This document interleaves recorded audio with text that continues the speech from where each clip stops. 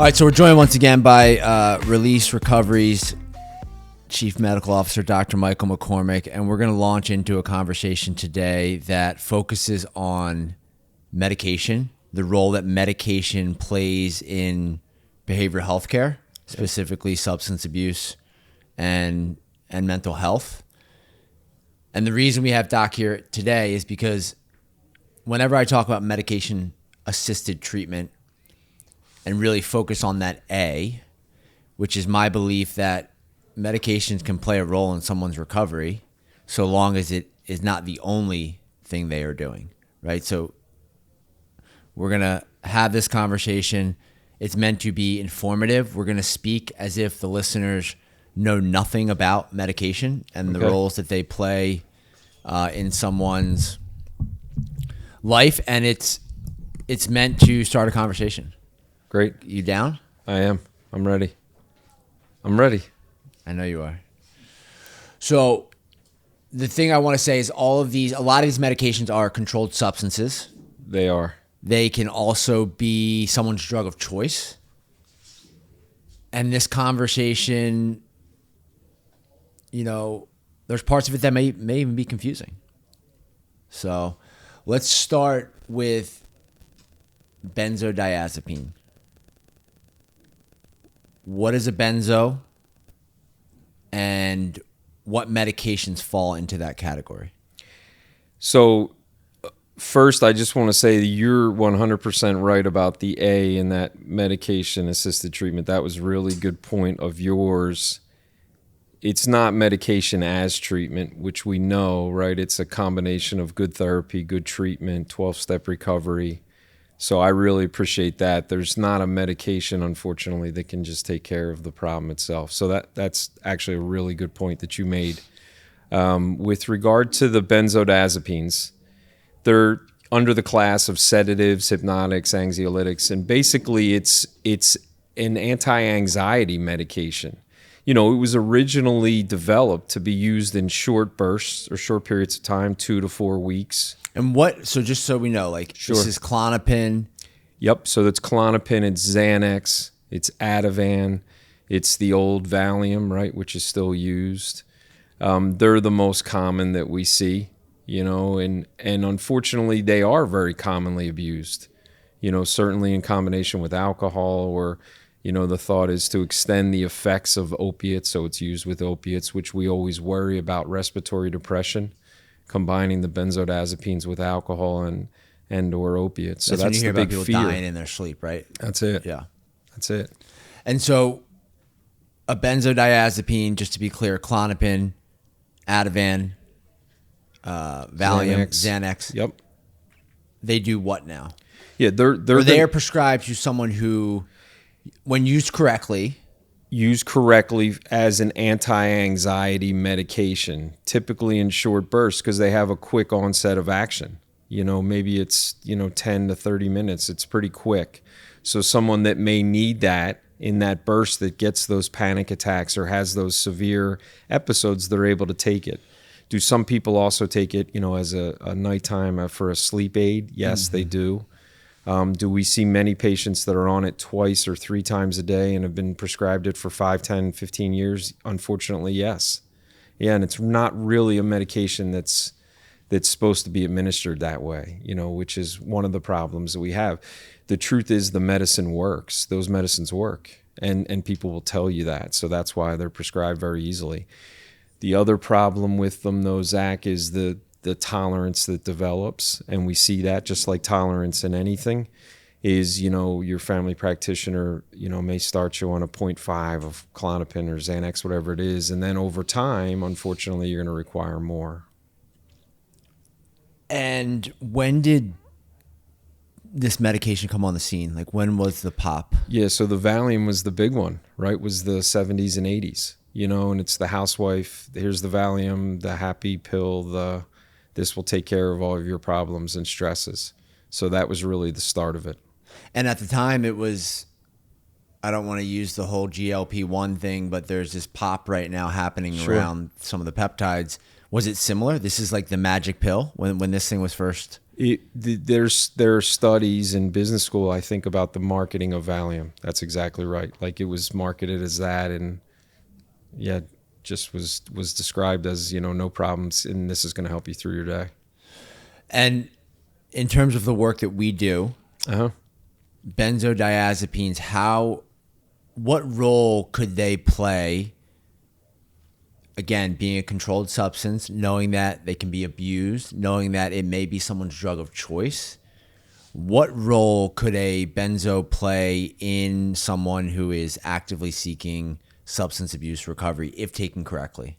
Yeah, I think that if for a short acting, immediate release anxiety medication, it's going to do the job. And I think that if prescribed correctly, monitored, and taken the appropriate way, then that's really what we would want in a patient. We obviously have a lot of fears in our patient population because of the tolerance that can build up and the increased amounts and looking to get more of it in other places. And that's because of where it lights up in the midbrain, and we don't want it to activate anything where your threshold is lowered to, hey, maybe I can take a drink, or maybe that I overreacted to the opiates that I had, the problem that I had. And so that's our biggest fear. So the fear, someone comes into your office, they're working on their recovery or their sobriety, they present a picture to you where they've been sober for 45 or 60 days. Their drug of choice is, call it alcohol and marijuana. And they are also experiencing crippling panic attacks, crippling anxiety, can't get out of bed, can't show up to group, can't show up to life. Right. And they're looking for some relief. Your fear in prescribing a benzo to that patient is that it will activate a part of their brain, yes, which will then crave more of that medication. More of that medication, and we worry about the other medications because they hit, especially the alcohol and benzodiazepines, hit in really almost the exact same place in the brain. And so will that light that person up, and will that lead then to problems in their recovery? And so while we are cautious in prescribing this medication, yes, class to someone who's in recovery, we take the necessary steps. There is a world where someone can be deemed sober and in recovery and prescribed this medication. I want to make that very clear. I would agree with you, yes. Yeah. And we have patients in our care that you and I take care of that are on these medications, and there's more awareness and a higher attentiveness to those patients and to watch them. But, in our setting, it's monitored, right? It's controlled, it's locked up, it's given at certain times. We have a nice control, and we hope that over time the patients will learn those behaviors, and then when they leave our care 3 months, 6 months, a year later, they'll be able to continue to take that medication safely. Some, interestingly, Zach, some with time start to realize while with us that they don't need it quite as much. So it actually goes the opposite way, the use patterns, which, we love. Yeah, they get motivated to not want to be on any medications. That's right. We see that a lot, right? Like I was the same. I was prescribed Suboxone in treatment, and I was on Vivitrol coming out of treatment, which we'll get to, medications. And I made the decision that I didn't want to be on any meds. Right. And so, yeah, that's very interesting. And I would say that benzodiazepines, they can be abused, right? So talk a little bit about that. Doubling doses, snorting it, sniffing it, smoking it. Yeah, that's it, right? Vaping it. We've had people that vape it. All different forms. You hit it right on the head, but they certainly can be abused, absolutely. And that's what our fear is, right? Is taking more. And the drug itself lends to having to take more because of the tolerance profile and how that physiology works. But it's that's probably our biggest fear, is that the doses keep going and going and going. And, part of the things that we see is in those high doses, a lot of people, forget that they take their dose. I mean, we're talking about a lot of our patients that come in on these big doses. They don't remember that they took their midday dose and then they take another dose. And it's just a setup for disaster at times. Right. So the conclusion here is you monitor, like any medication. Sure. It's meant to be taken as prescribed. We try to, I think, avoid prescribing an alcoholic, someone with a drinking problem, that has been diagnosed benzos because it mimics some of the same feelings and lights up some of the similar parts of the brain. And also, the doctors treating the person should probably end up being the person who makes the decision. Right. Yeah, I think it's a whole team approach, and that's what we do. And I think that's the safest way. We're not a no, certain facilities, no judgment or whatever it is. Some they won't take controlled substances. I appreciate our open-mindedness, and that's why I appreciate us talking about this today, to look at each person individually. Yeah. Yeah. I think that's important. Yeah. Yeah, I mean, the three questions that I continue to ask people that I work with or come into my life is, do you have purpose? Is your life getting better? Yeah. And do you have community? That's right. And if the answer to those three questions are yes, then I think we're doing a good job. Yeah, I agree. All right, moving on. Stimulants. Yes. So what is a stimulant? Yeah, stimulant. This is a hot topic one, and we deal with this on a near daily basis here. So stimulant, right, is primarily prescribed for ADHD, Attention deficit disorder, and whether that's hyperactivity or hypoactivity, whatever that may be, or if it's inattention, it's a tough one. Similarly, it's going to act and it's going to hit in that midbrain as well. So just to be clear, stimulants are Adderall, Ritalin, it's the amphetamine, dextroamphetamine, and then the long-acting ones like Vyvanse, that's a very common one that we see, Focalin. Patients have been exposed to these at young ages, right? So kids, adolescents are diagnosed with ADHD and are prescribed these medications. The biggest concern that we have is untreated ADHD, and are we doing them a disservice? Do they have the inability to sit in group and process and retain what's being shared with them and then get the benefits, right? So just taking these medications away, are we actually hurting them at times? That's really what our discussion point is when we individually look at each patient and whether they're on this medication or not. Right, and the abuse, right, the wide known abuse of stimulants, if you look at college campuses, you look on Wall Street in high achieving environments, is that, again, to your point, the drug works. It is a miraculous drug. Whether you're prescribed it or not, you take it and you are laser focused. Agree 100%. You've said, like, I say that to the patients. I'm like, I know, because that was part of, my thing, among other things, was the stimulant. They work, and when we say they work, they give us energy, they give us focus, they give us attention, and they're the things. Now, typically in a patient that has ADHD, when you give them these medications, it actually brings them down and kind of smooths it out, right? So it allows them to receive what they're hearing. In a patient that doesn't have ADHD, someone that's working on Wall Street or someone like myself, it just gives us energy and focus and helps with mood and go. We feel, like there's nothing you can't do. So yeah, those drugs work. That's part of the problem of them. And the side effects of stimulant abuse is obviously lack of sleep, which can lead to paranoia or psychotic breaks, right? We've seen that. Unfortunately, we've seen that. We've seen increased anxiety with that. Insomnia is a big one. You're 100% right. You're going to see weight loss in those patients, and some take it for weight loss. They come into us on that, and it's just obviously that's not the indication. And some mood fluctuations. And then when those patients come off those medications, if you take them away, they're going to sleep for 2 to 4 days, and then they'll wake up. That's kind of the detox here. That's the detox. And so a patient who comes into your care maybe at 10, 11, 12 years old, they end up in a child psychiatrist's office, they're prescribed the stimulant, they're on that stimulant for the next 5 or 6 years. At some point, they start to abuse that stimulant, right? They then end up in a treatment center. Right.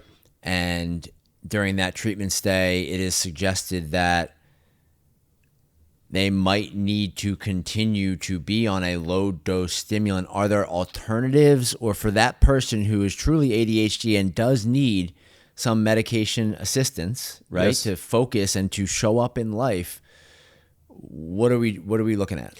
Yeah, so it's a great question. So the problem is when you describe that patient, there are, many patients that we take care of that have abused that psychostimulant. And so, 5 and 8 years ago, I used to have the thought of, and it may not be inaccurate or incorrect, is like you've lost your privilege to use that medication, because you've misused it before. So that's always, so again, it's an individualized patient by patient decision. With regards to medications, the two most common ones that we use are guanfacine and Strattera, and they're non-stimulant medications that will help with ADHD symptoms. Not narcotic. No street not controlled. Value. No street value. Can't get high. Can't get a bump. Can't do any of that from it. And it's interesting to watch. So many patients of ours who were trying to get off of the psychostimulants, or they've been taken off of it at a treatment center before getting to us because of misuse, they'll tell me those meds don't work. Those meds don't work. You have to give those medications time to work. So that's a lot of motivational interviewing, a lot of support from myself and the therapy staff in giving them the confidence. Like, let's give it time. And it's interesting, some, just like you talked about, who progress through this recovery and figure this thing out, they do give it a shot and they do help. Are they as good as the Ritalins, the Adderalls, the Vyvanses? They're not. But they work and they help. Some of the other things, non-medicinal, is, neurofeedback, and that's a whole different segment of things that we can work with. As a doctor in recovery, have you been able to educate the recovery community at large around the dangers of someone in a 12-step fellowship turning to a newly sober person who may be prescribed by their doctor stimulants and telling them that they are not sober? Because we see that, and that's where there's a lot of danger in that. Because if you tell someone who's newly sober, and yes, they are on stimulants for ADHD, that they are not sober, why are they going to stay? Yeah, they're going to be very disheartened by that. That's exactly right. And that's what we see. We have those conversations with patients all the time. And what I say to patients is, if you're taking that medication appropriately as it's prescribed and it's helping you, then you are sober. And again, I'm not the AA police, but that's my view on that. If you're snorting your Ritalin or you're snorting your Adderall, then yeah, we have a problem. You're not taking it as prescribed. Right. Doctor doesn't say, do 2 lines of it a day or twice a day or whatever it may be, right? So that's really where we go through it. But we have that conversation that, many times in the rooms, people do hear that from people. You're not sober. You're not that. If you're on an appropriate dose, a normal dose, not a terribly high dose, and it's helping you and you're taking it the right way, then I 100% think that that's sobriety. Definitely. Well, and I think we've seen cases too that perhaps are, shooting heroin or drinking a lot, maybe using cocaine, get into treatment. They do some neurofeedback stuff. They do some testing. Yep. And it turns out that maybe they do have some ADHD. They do have some attention deficit. And the stimulant is introduced to help that person kind of stay in line, right? Yeah, I mean, and to live a life that they deserve. And suddenly, maybe some of their cravings where they were self-medicating go away. Yeah, I think that's it. And you bring up, there's multiple good points in that statement. And number one is that we typically, if a patient comes to us who has an ADHD diagnosis, they tell us, or it's on the chart, and they're not on the psychostimulants, we really require, if they haven't had it in the recent past, we require that full neuropsychological testing. It's going to take a lot to prescribe to that person. We do. Yeah. We want it. So is part of that. I shouldn't even say a lot. It's just what medical professionals should do. Like we need it. I don't like the patient that's filled out like 3 little questionnaires at the primary care and was given an ADHD diagnosis. So that's worrisome to me. So we fully want to have an appropriate diagnosis, and this is what you truly have, and that's a full test. The other thing is the fear that I have is when you talk about younger adults, and it's a much bigger discussion, but like when we talk about the developing brain right up through the age of 21 or 22, and that brain feeling and seeing and getting that psychostimulant, how much is that affected? And then likewise, when we get patients here who aren't necessarily on psychostimulants, but maybe could benefit from it, there's a lot of, and it's intentional, sometimes not intentional. There's a delay for me in like another week, another month that I'm allowing their brain to start healing. They're into the therapy. They're getting the 12-step meetings. They're doing the work with their therapist. They're in groups here because we're allowing the brain to heal before we introduce that psychostimulant back into it.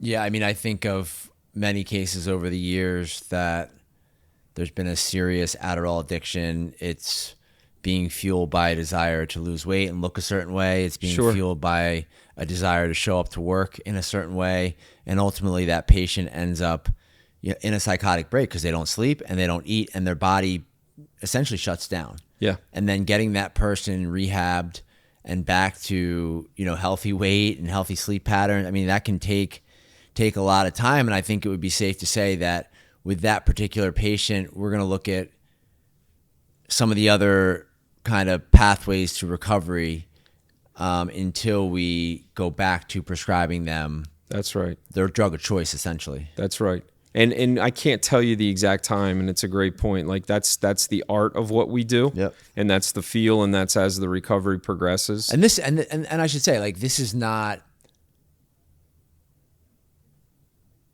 it is an art. Like being a doctor is an art. Yeah, especially what we do. Yeah, there's a lot of art to it, but that's, I think, where we really excel. And that's where I hope this conversation can just be helpful, and because I think our approach is helpful. Yeah, I do think too. Our approach is right, or else it wouldn't be our approach. Yeah, I mean, I've seen the growth similar to me when I started this, the similar growth that I've seen in you in the open-mindedness. No, it's true, and that's what I've seen, the open-mindedness to all these medications that we're talking about. Because there's not just one way to figure this thing out. You and I have come to that conclusion. Yeah, and my path is one of abstinence, and abstinence for me means I don't put any mood or mind-altering substances into my body. That does not mean the person sitting next to me can't have a different definition of what abstinence is. And that's really, I think, the pinnacle of recovery is, can you embrace your recovery, utilize it for your own benefit, spread that message to others, and also accept and love that there are going to be people that do it a different way. I agree. And we're on the same page, you and I. We're 15, 14 years into this, both of us. We have not used mind-altering substances. That worked for myself and for you.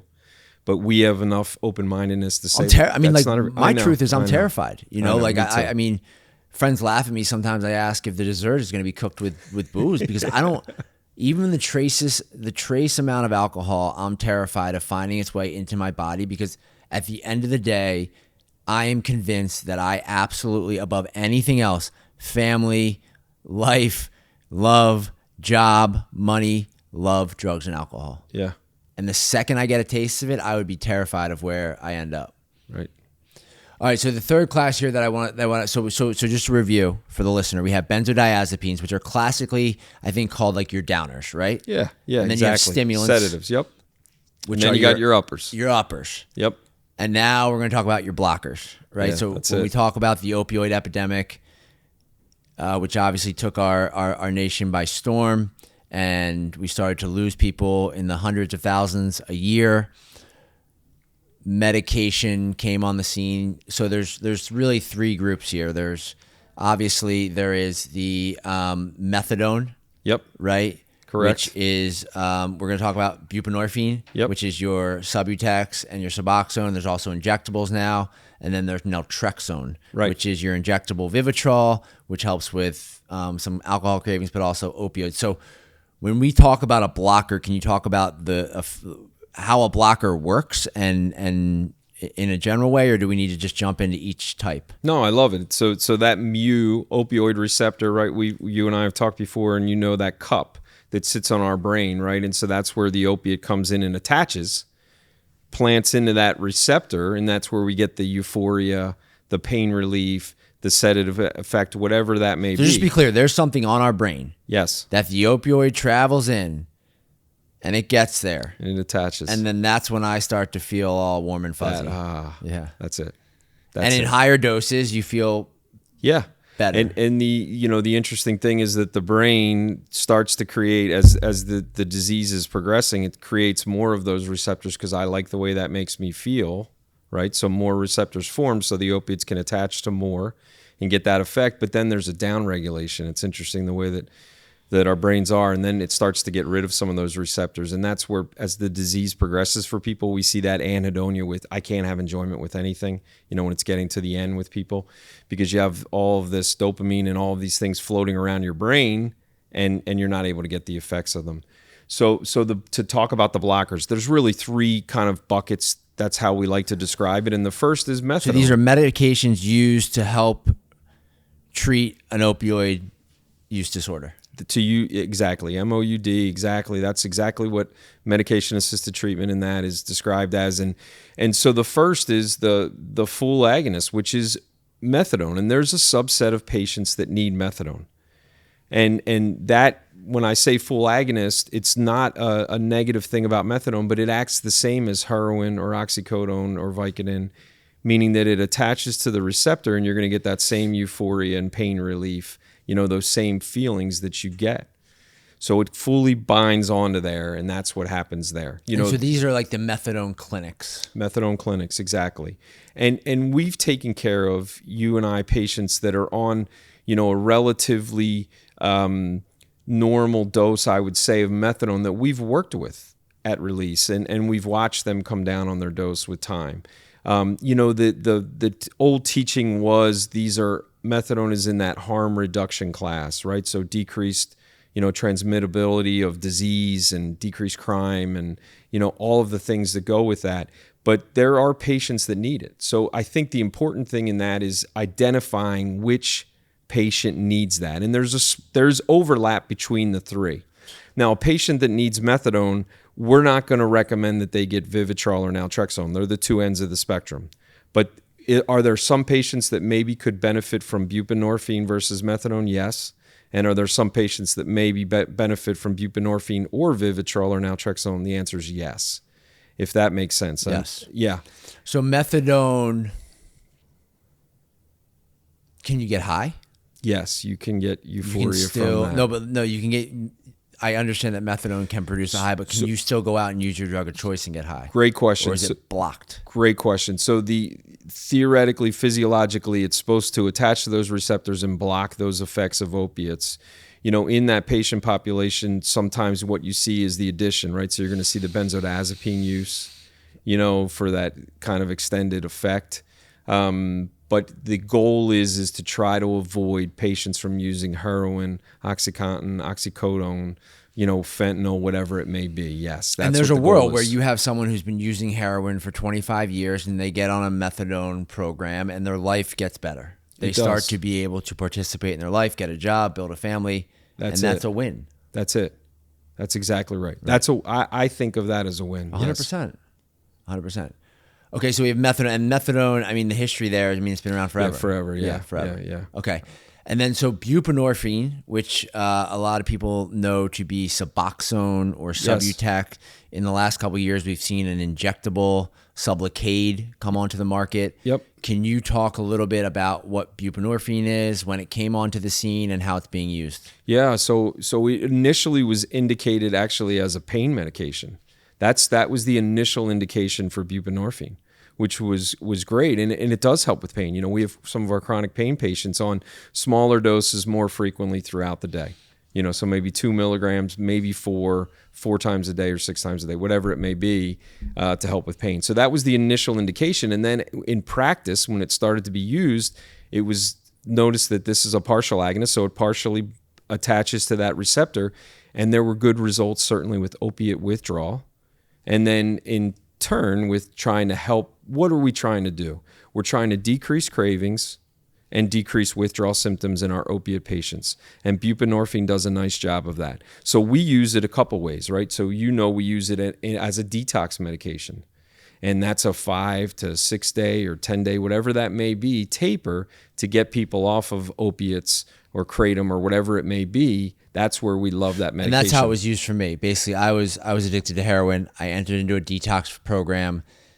They waited 36 hours, I think, before they introduced the Suboxone into my treatment. Yep. I started to feel really sick, and that was a good sign because the heroin was getting out of my system. It also told the professionals know that I was probably ready for my first dose. First dose. The fear there is that if you introduce the buprenorphine too early, it can send the patient into a precipitated withdrawal, which is you wouldn't wish on your worst enemy. Yeah. Maybe you do it to someone on purpose, but. And then I was on it, I think, for 7, 8, 9, 10 days, and then they titrated me off, and I never thought about it again. That's it. So that's kind of like the one indication, and you're exactly right. The precipitated withdrawal you would not wish upon, and many of our patients with their experience in traveling, around the world, they know that, and they're fearful of that. Over the last 3 to 5 years, our biggest concern with this is because fentanyl, although shorter acting than heroin, has a longer, really, half-life in the sense of like staying in the system. So we have to wait even longer to start Suboxone on those patients to avoid precipitated withdrawal. So that's always an interesting thing. The Behavioral Healthcare 101 half-life, if you're listening at home, is basically the amount of time that a certain drug will stay into your system, whether that's to pass or fail a drug test or to be able to introduce kind of medications like this that are going to help, right? And so the initial, exactly, and so that initial indication for us is as a withdrawal agent, but then the other place where we use Suboxone is as a maintenance drug.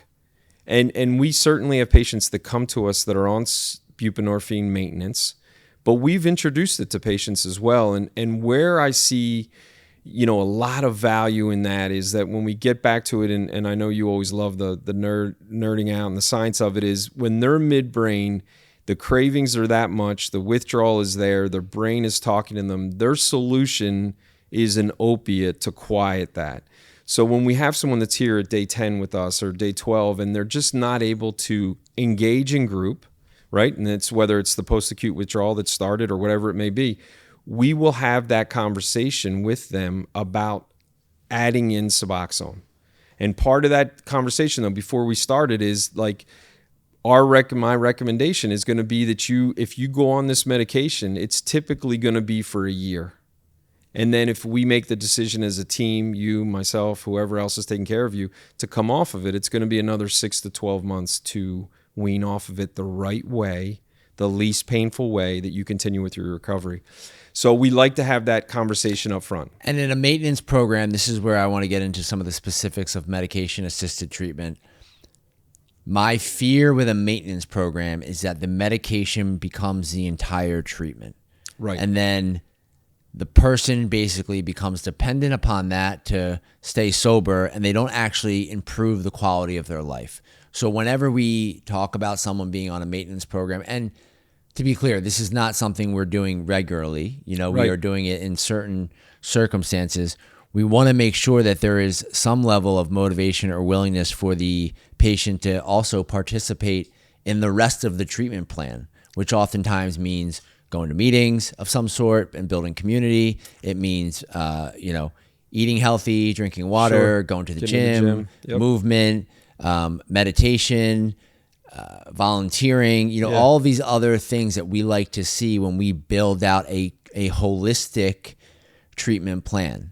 And I understand that there may be cases where the medication is the only thing present in that plan, and I would have a hard time believing that person's life is getting that much better. Yeah. And our patients are doing all of those things from the jump here. That's one of the things that I love about Release, and that we're hitting them with all of that. But if they're not engaging and there is, ongoing withdrawal, the cravings are too much, and they're not able to hear that message, participate, do all that, that's when we have it. That's correct. It's not that's not the majority of our patients, but it is an option for us. And okay, so that's Suboxone and Subutex. And Subutex, right? So the only other one that we do utilize, which we like, is the Sublocade, which is the monthly injectable buprenorphine. And the patients that we've had on it have had good results. So what does that take away? Well, they don't have to take a tablet or a film on a daily basis. And for some people, there's a little psychological bump from that, meaning like they don't think, okay, I've still got to take this tablet. Like I used to take my tablets of Percocet or whatever it is on a daily basis. They come in, there's, we minimize the pain with that injection. Truthfully, we were very good at that. But it's like a 10 or 15 minute visit. We do that. And then it's again, you get the next injection the following month. And the difference between methadone and buprenorphine? Yeah. So with the methadone, that's that full agonist. You get that full euphoria. You're going to get that full pain relief. You're going to get all of that feeling. With the buprenorphine, the patients that are on it are very honest. You may get a little bump in energy, and when you start it, you may get a little bump of euphoria. I had this conversation yesterday with a patient, but it is nothing like the opiates. They all say that universally, because what's the argument that you and I hear all the time? We're substituting one for the other. Wait a minute, my son or daughter or loved one, husband, wife came here and now they're on this other one. They're not really the same, meaning buprenorphine versus an opiate, and unfortunately methadone's in that because it's also how you're taking it, right? Suboxone can be melted down and shot into your veins, which again, I would argue that melting your Suboxone down, putting it in a syringe and shooting it is not sober behavior. Right. However, taking 2 milligrams twice a day as prescribed by a doctor. And that's it, right? So I've had that conversation many times. If you're taking your buprenorphine tablets and crushing them and snorting them, now when you have the Suboxone with the naloxone in it, you're probably only going to do that once or twice. You're only going to shoot that film you melted down once, because once you shoot that in the vein, that's it. But unfortunately, patients do that. So we have that conversation. If that's how you're taking it, or we've written tablet a day or one film a day and you're taking 4 a day, then that's a problem. And then lastly, which I think, and I don't want to speak for you, but we prefer or like, is naltrexone. Yes. Because, why? Talk me through what naltrexone is versus methadone and buprenorphine. I mean, I know there's no euphoria here, right? No euphoria. There's no risk of any mind change or anything like that. One thing that I would say is with buprenorphine, there have been reports from patients, and it's been read that there is a little bump in mood in a positive way. So we would always take that. But naltrexone is, it's that antagonist. It's going to get on that receptor and it's going to block the opiate from attaching to that receptor. So if you're on naltrexone and this is the receptor, yep, and the naltrexone's kind of blocking it, and the heroin or the opioid comes in to try and get you high, it's kind of being pushed away. It's going to be pushed away. Yep. Can you beat it? Can you do so much that you break through? You can. There's that, right? And then there's that fear of the overdose. Respiratory and overdose and respiratory depression. And then there's also the fear, unfortunately, because of how popular it is, but fentanyl getting through it, which is so hard. So that's why I think that when we make the decision with the patient and saying, like, this is the medication-assisted treatment that we recommend for you, we take all of that into account, because that's what the fear is. So, obviously over the last 5 years, that's a fear on a daily basis for me, is that I know that fentanyl can break through that. And so that's scary. And naltrexone, Vivitrol, these also help with alcohol cravings. Why is that? Absolutely. So same thing, similar pathway, initially indicated actually first Vivitrol and naltrexone for alcohol cravings. And it seems to, it certainly helps with the cravings for alcohol. The question that comes up a lot that we get asked is, can I still get drunk on naltrexone or Vivitrol? And you can, but it's a different level. There's a different functionality of it when it happens.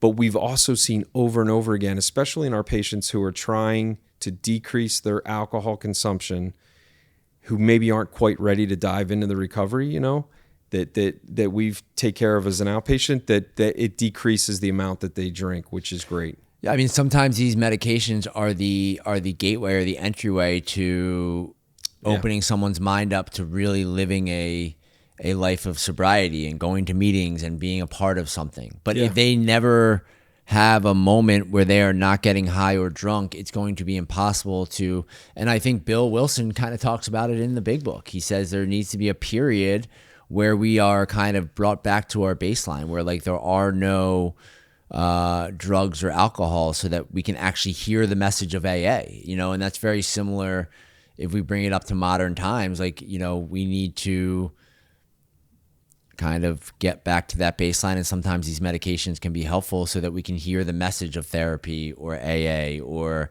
smart recovery or whatever it is that we're using to kind of supplement the treatment. Yeah, and it's taking people out of their environment. We talk about this a lot, and like physically removing them from those risks. Can you ever, drop those risks to zero? Of course not. But taking someone out of their environment and allowing them to get better is what we need. And that's exactly what Bill Wilson's talking about. Like, you need to let your brain heal. We need some time here. Yeah, and with all these things, there's an expectation of hard work. There's an expectation of sacrifice. There's an expectation that, regardless of what medication protocol you might be on, that recovery, sobriety, mental health recovery, mental health coaching, recovery coaching, this stuff requires work. Yeah. To change these behaviors that we've been participating in for so many years. And that's it. That's what you're trying to do, is change those behaviors on a daily basis, day at a time, is make those changes so that we have sustained recovery for a lot of years. That's it. Yep. So there'll be a part 2 and 3 to this conversation. I think we will definitely sit back down and talk about antipsychotics and kind of mental health treatment. We will also sit back down and talk about the role that antidepressants take in one's recovery. But just to wrap a bow on this one, we talked about controlled substances. We talked about substances that can be used as someone's drug of choice. We see people end up in our care because they are abusing these medications. Right. And it's polarizing because these medications also can be helpful. Yeah. And that's where I think we lose the thread at times. And to your point, why we need to, as behavioral healthcare professionals, I believe it's a case-by-case. That's it. I think it's individualized for everyone. There's Individualized no care. solid in-stone answer, and people may argue that, but there just isn't. Yeah, I mean, if I had my way with the methadone clinics, right? Like in an ideal world, the person would go get their methadone dose and then stay for treatment stay for therapy or engage in some community before just grabbing their dose and heading off to work. That's it. Yep, that's where the pivot really is. And what would you say to the person out there that, for whatever reason, will make it their job to let someone know that they are not sober if they are on said medication, and this person has no clinical or medical background? Yeah, I mean, I think that unfortunately the statement that I heard early on was, will that patient, and it's dramatic, but will that person be at your funeral if you pass away? And that's really, really powerful. And what I took from that was, like, individually, it's your own thing. You know in your heart how you're taking that medication, how your recovery is progressing, and that's what's most important. Because I have stories of that where people were shamed, were made to feel a certain way, and stopped taking their medication, and it led back to relapses, and they've gone on. And that's a sad story. Yeah, I mean, I'll close with this story. I was talking to a guy who I love that got out of treatment, 2 weeks ago. We met for coffee, and he said, I want to share something with you. I said, yeah, go ahead. He said, I'm on Suboxone. Yeah. Said, okay. Great. Yeah. And he said, well, I had a lot of fear around telling you that. I said, that's very interesting. Why? Yeah. He said, because I know there's people out there that think I'm not sober. Yeah. And that, to me, is very sad. Yeah. It is. And this guy actually has a plan that he wants to stay on maintenance for a little bit and then start to titrate down and ultimately get to this place where he's not actually on any medication, but he also is willing to be patient and take the amount of time to do that. He's an IV fentanyl user. Yeah, exactly. He's an IV fentanyl user. He's doing the right thing. So. And in time, he'll come down off of that. And we always throw around these words, these buzzwords of non-judgmental and empathetic, but that's how we live. And I'm glad that he felt that from you, because I think that's what's most important. Yeah. And with that history, that's probably the right medication for him at this time. Because you and I both know people that have come off Suboxone. We've watched them over the course of a year and a half, 2 years. Yeah, there's miracles out there. And that's not to say I haven't seen the nightmares. Yeah. I've seen the nightmares. And this thing go a lot of different ways. I think a lot of times what I see is, someone might be on a maintenance program and it keeps them around the rim long enough, and then there's some period of maybe relapse or return to use, and they show back up at our doorstep or at the doorsteps of recovery in general, and they say, hey, I'm going to really try to do this in a different way and not use medication, and really try to use some of the free tools that are available to me. And ultimately, it's all that body of work that gets them to a point where they are living the best version of their life for themselves. Yeah, that's it. Doc, I love you, dude. Love you too. Appreciate you being here. I hope this was helpful. I hope people can appreciate our approach. And if they can't, that's all right too. That's A-okay. Yep. We're still going to keep doing it. Yep.